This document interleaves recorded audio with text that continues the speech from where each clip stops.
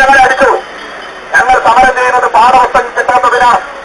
എന്നാൽ ഞങ്ങളെ അടിക്കുന്ന പോലീസുകാർ അടിക്കുമ്പോൾ ടെലിവിഷനിൽ നിങ്ങളുടെ ചിത്രം വരാതിരിക്കണം. വേറൊന്നും കൊണ്ടല്ല, നിങ്ങൾക്ക് വീട്ടിലേക്ക് പോകാൻ വേണ്ടി സാധിക്കില്ല. ഒരു സംശയമാണില്ല. നിങ്ങൾക്ക് വീട്ടിലേക്ക് പോയാൽ ഞങ്ങളടിച്ചു എന്നുള്ളത് കൊണ്ടല്ല, നിങ്ങൾ ഞങ്ങളെ രാത്രി കൊണ്ടടിച്ച് വീട്ടിലേക്ക് പോകുമ്പോൾ വീട്ടിന്റെ ഉമ്മറത്ത് ചോരുമായി നിങ്ങളുടെ ഭാര്യ കാത്തു നിൽക്കുന്നുണ്ടാകും. ഒരു സംശയം വേണ്ട. എന്റെ മകന് പാഠപുസ്തകം കിട്ടാത്തതിന് സമരം ചെയ്ത ഡിവൈഎഫ്ഐക്കാരെ തല്ലിച്ചടച്ച് തൊട്ട നീ വീട്ടിലേക്ക് കയറരുത് എന്ന് പറഞ്ഞ് ചോരുമായി നിങ്ങളുടെ വീട്ടിൽ നിങ്ങളുടെ ഭാര്യ കാത്തു നിൽക്കുന്നുണ്ടാകും. ഈ സമരം ഞങ്ങളുടെ വീട്ടിലുള്ള കുട്ടികൾക്ക് വേണ്ടി മാത്രമല്ല, ഈ സമരം നിങ്ങളുടെ കൂടി വീട്ടിലുള്ള കുട്ടികൾക്ക് വേണ്ടിയാണ്. ഈ സമരം ഈ നാട്ടിലെ മഹാഭൂരിപക്ഷം വരുന്ന സാധാരണക്കാരുടെ കുട്ടികൾക്ക് വേണ്ടിയുള്ള സമരമാണ്.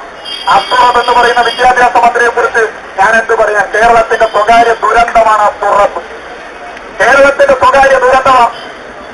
ഈ പാഠപുസ്തകം കിട്ടാത്ത വിഷയം ഒരു ഒറ്റപ്പെട്ട സംഭവമല്ല. കേരളത്തിന്റെ പൊതുവിദ്യാഭ്യാസത്തോടുള്ള ഈ ഗവൺമെന്റിന്റെ കാഴ്ചപ്പാടിന്റെ ഏറ്റവും ലേറ്റസ്റ്റ് എക്സാമ്പിളാണിത്. ഇതിനു മുമ്പും എന്ത് ചെയ്തു എന്ന് ഞാൻ പറഞ്ഞു തരേണ്ടതില്ല. ജൂൺ 1-നാണ് സ്കൂൾ തുറക്കുക. സ്കൂൾ തുറന്നാൽ പാഠപുസ്തകം ജൂൺ 1-ന് എത്തിക്കണമെന്ന് അറിയാത്ത ആളാണോ കേരളത്തിൽ ഭരണം നടത്തുന്ന വിദ്യാഭ്യാസ വകുപ്പ് മന്ത്രി? അദ്ദേഹം ജനിച്ചതും വളർന്നതും പഠിച്ചതും